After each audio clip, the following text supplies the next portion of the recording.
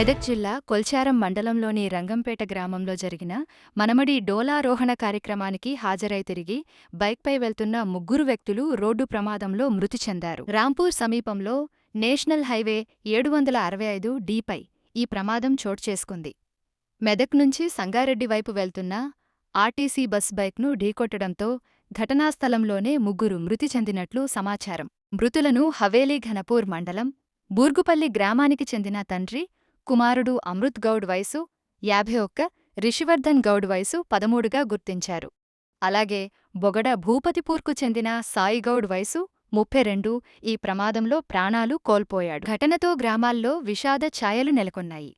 సమాచారం అందుకున్న కొల్చారం ఎస్ఐ వారి సిబ్బందితో ఘటనాస్థలానికి చేరుకుని బంధువుల ఫిర్యాదు మేరకు కేసు నమోదు చేసి దర్యాప్తు చేపట్టి ఏరియా ఆస్పత్రికి తరలించారు.